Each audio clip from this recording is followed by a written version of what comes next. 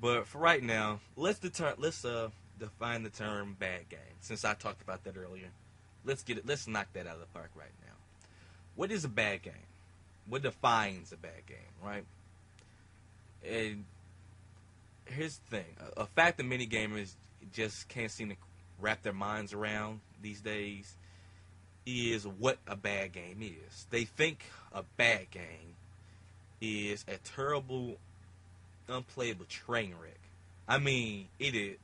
They're thinking E.T. when they think bad game. The game, not the movie. E.T. If you haven't heard of that, look it up on YouTube. You hear plenty of people talking about it. But yeah, they think bad game, horrible game. They think bad game. Their thoughts immediately rush to something like E.T. and they say that's a bad game. No. No, no, no, no, no, no, no, folks. Okay? That's what pushes this whole fanboyism thing around. Why people become fanboys is because they assess the term bad with that, with a game like that, with horrible, horrible games like that. Also, what hurts the term bad for a video game is, unfortunately, you see plenty of reviewers who aren't necessarily reviewers. They're more video game critics. And as many people don't like movie critics because all they do is whine, complain, only point out the bad things in video games, in movies, only point out just little itty bitty, teeny tiny, little microscopic pieces that was just bad to them, and then say the movie was bad because of this, or because they didn't understand something, then it's obviously bad because no one else would understand it. That's how I feel about video game critics. A lot of video game critics sit and put their personal experience on a game as a review. Now, you have some good ones, like Angry Joe. I would consider him a fantastic, I wouldn't even call him a video game critic. He's a reviewer, and reviewer in the term of he critiques video games. He reviews video games as they should be. This is what's wrong. This is what's bad. This is what's good. This is what works. Because the good things that work outweigh the bad things that don't work, you get a relatively decent experience on average. These bad things that legitimately don't work in the game, you'll find yourself banging your head on. It's not necessarily, it may be based on his experience, but they seem to be based upon his general understanding of how people play video games. And if I'm pretty sure he plays video games about average, probably at the very least, he plays video games as an average person. As in, he doesn't sit here and try to study about a video game. He merely plays it, notices things. He plays it and then goes over what he noticed after he played it. If he notices what he's playing it as he plays it, then that's a big plus for him. It would explain a lot of his reviews and how he's able to point out a lot of things. But his general average ability and his basic average ability when he's playing the game, just to see how it is, not to learn this, not to go in that, but just to see what the game teaches him and gives him right off the bat, he generally sees to give people their understanding of about an average what they can expect from a video game. So I hope you understand what I'm saying. Other video game reviewers all are critics. That's all they are.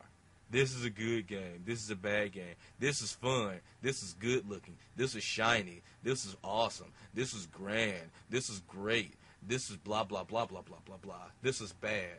They have a lot of they talk about a lot of things in the video games, but at the same time they generally don't talk about anything important about a video game.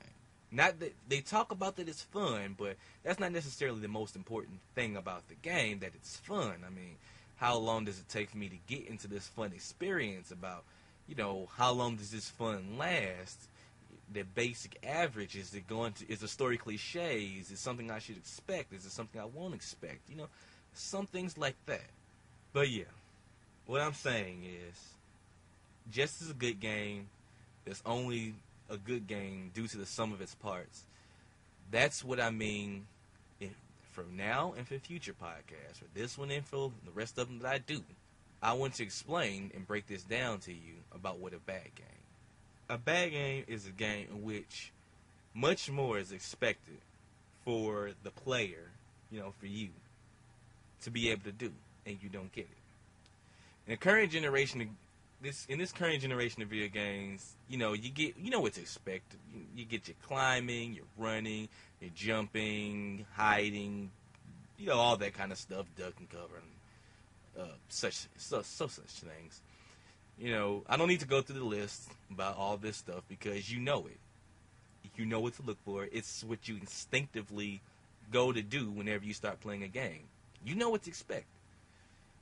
Now, that being said, just because it's missing some of these things doesn't necessarily make the game bad. I mean, usually, on a general level, if a game has removed something that you expect, it is compensated for that by giving you something that you didn't expect and that actually kind of makes the thing that you wanted to do almost you don't need it. Usually you might miss it a little here and there, but when you get used to the game and how the game plays, 9 times out of 10 you don't even need it. That's why they put the new thing in there, or that's why they didn't bother to put it in there after they put the new thing in there. It would just make things too crazy or too easy. But if it's missing something that you can get used to, then why bother complaining, right? Well, I'll put it to you in this analogy. It's like a cake. And I know using cake for a video game analogy is probably people are face palming and whatnot, but it works. Just listen to me, please. You mess with the recipe, and you can either have a brownie, something that's actually supposed to be a cake, but if you take out, I believe, baking powder or something like that, you take out one of the ingredients out of a chocolate cake, you can end up with a brownie. And that's unexpectedly great because you didn't expect on getting brownies, but hey, they're great, they're delicious, and who doesn't love a good brownie? I'm pretty sure some of you are, but that's a rhetorical question. Anyway, I mean, some of you don't like brownie. It's a rhetorical question. Don't give me I don't like brownie nonsense, okay? It's an analogy. Just roll with it. Now, you can either get a good brownie, or you could have a Miss Fogarty cake on your hand. And if you don't know what a Miss Fogarty cake is, you should find and read the poem, but I'll break it down to you like this. It's a mess. It's horrible. It sickens everyone who takes a bite out of it, who eats it. They are in horrible, horrible pain. It's what happens when you mess with the gameplay recipe too much. Now, I'll start with the thing that I hate starting with when it comes to video games: graphics. Here's some of the familiar things that we all generally look to for a video game. Here's some of the recipes. I'll break it down to you. I'll break this general video game recipe down for you. You got graphics, familiar controls, and familiar style or character.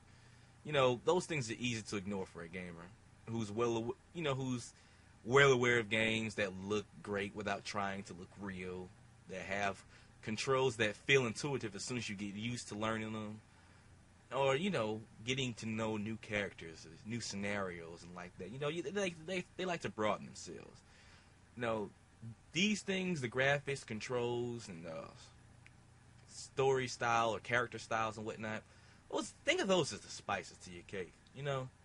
It gives the game that you play its unique flavor and its texture, as it were. Even, I guess, a graphical pun, but it's not intended.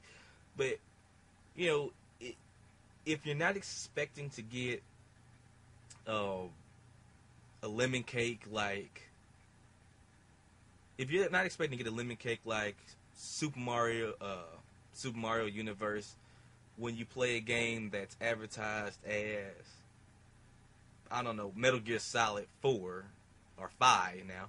Well, look, if you're not expecting Mario when you play Metal Gear, you won't have a bad time. That's what I'm trying to say. Story, control, and generals, and pacing, they're kind of like the egg, sugar, and flour of the cake. You need these. You kind of need these in order to have a cake.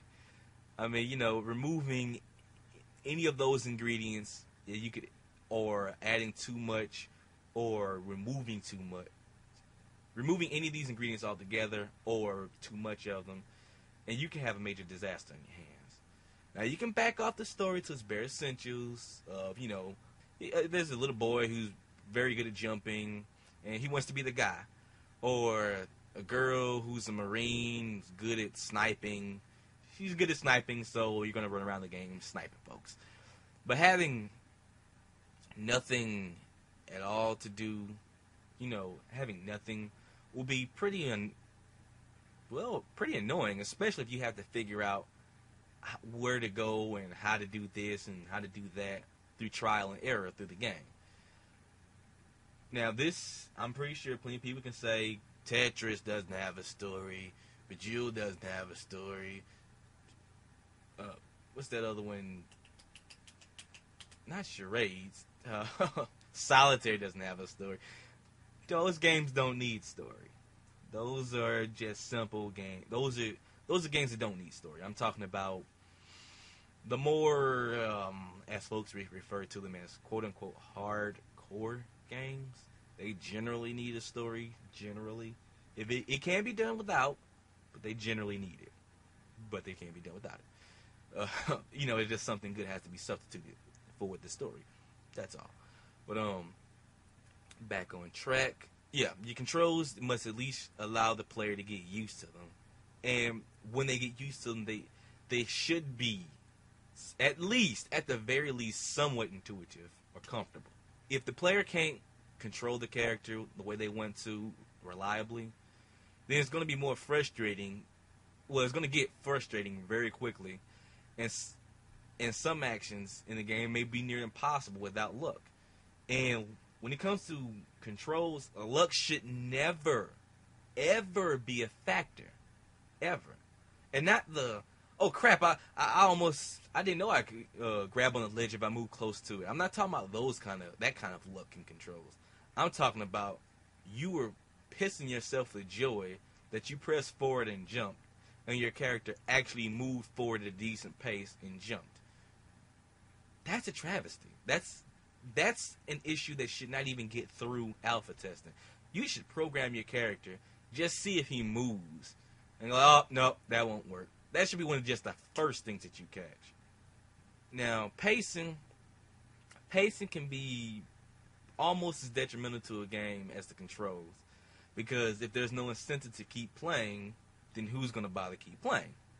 I mean, if you get swarms and swarms of enemies thrown at you right off the bat, before you get time to prepare for anything, before you get time to get used to controls, before you get time to be aware of anything that's going on around you, you probably will not have a great experience. Some people may like this, some, I don't know who or why, but, you know, not knocking anybody who does, but I don't get it. If you get all that thrown at you at once, what are you going to like about it? There's not going to be anything for you to, it's just not going to make you want to play. You're going to think that it's unfair. You're going to think that it's, you know, it's cheap, that it's artificially extending the game. It's going to feel something like that when the pacing is bad. And that's not what a good game should have. A good game shouldn't make players think or feel as if they have been cheated or if the gameplay has been artificially extended. Now, the thing about pacing is the pacing issue generally reveals itself in the final level. Now, I know what you're thinking. It's the final level. What do you mean it reveals itself then? I mean, it can be good. The pacing can be okay and somewhat sporadic. But if you really want to take a look at poor pacing, take a look at the final level. I'll try to give you a quick rundown of most final levels. Let's try to run through this. You get this hyped up boss in the beginning of the game. You tear through hordes and hordes of enemies. Nearly die 4 times minimum to fight the mini bosses. And to make your way up to the throne room where the last boss is, you finally get to take your revenge on the main boss that has been introduced either beginning or middle of the game and has done horribly destructive, evil things in the video game. You've seen him do horrible stuff. And so now you've crossed the door and now you're ready to yourself to fight this evil enemy. And you get a stage. Okay, not bad. I mean, you're fighting a boss. Why shouldn't you be fighting him on a grand stage? Well, let's take a look at this stage, shall we?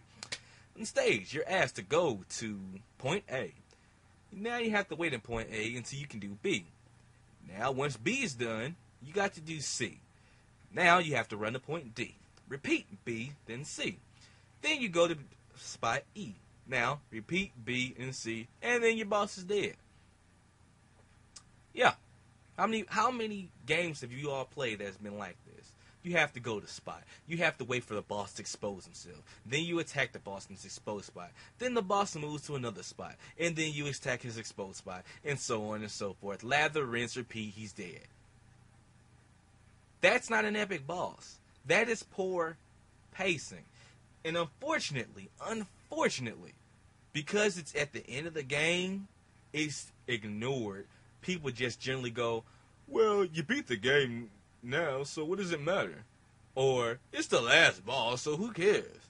Well, the fact that you just gave me a bait and switch matters.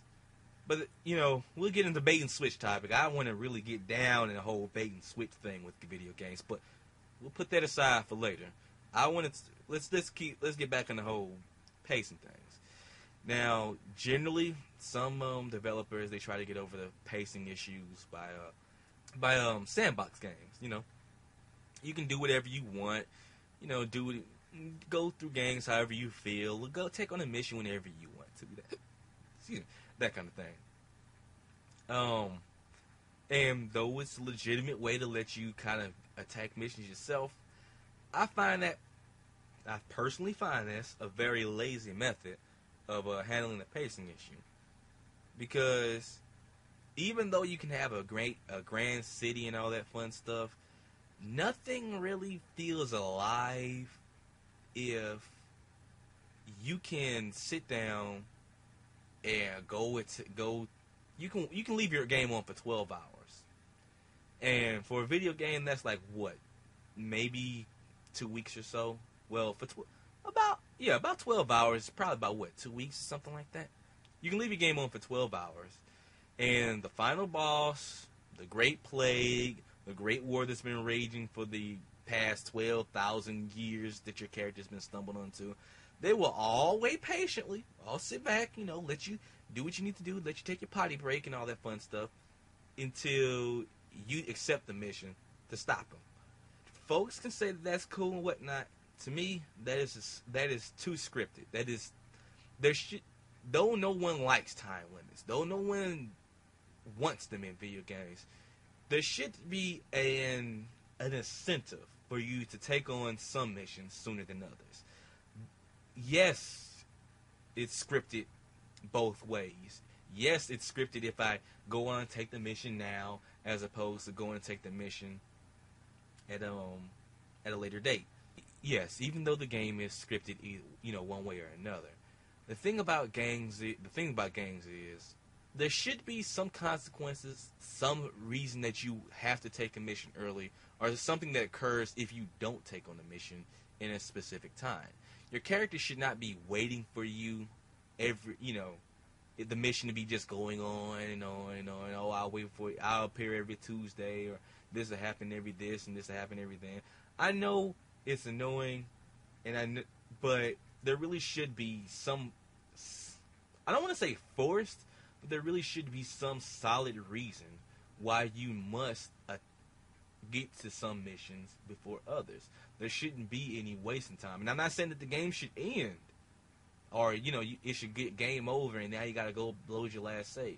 What I'm saying is there should be something that happens in the world when you do that. Now, I'll go more into that in detail later on, but I'll just leave it at that for now. But I hope that these, understandable reasons on what I mean when I say a game is bad. It's like a bad cake. A bad game is just a game where all the ingredients are mixed wrong. If they're just a mix, they could present us with something really, really fantastic next time. That being said, a terrible game is just something that on no level does this work. or it works on the bare minimum of levels, which is, in my opinion, sometimes worse than the game not working at all. Because that's like a bland, ignorable game. You know, it's a bland, ignorable cake that you take a bite out of. I mean, yeah, it's technically a cake. It's technically a game. But a bad game, one can say, was caused because people were trying to do too much. They were trying to innovate too much and just kind of let things go crazy. You could say people were trying when they did a bad game. They were trying to do something good and failed, but they were trying. But a boring game, a bland game, a game that you will forget as soon as you turn off the power, or pop in one of your other favorite games and whatnot. That's disgusting. That means you didn't even try. You just phoned it in. But that's all that I would say. That's all for part 1 of episode 1 for right now. I gotta edit this, and please stay tuned for part 2, which will be released shortly.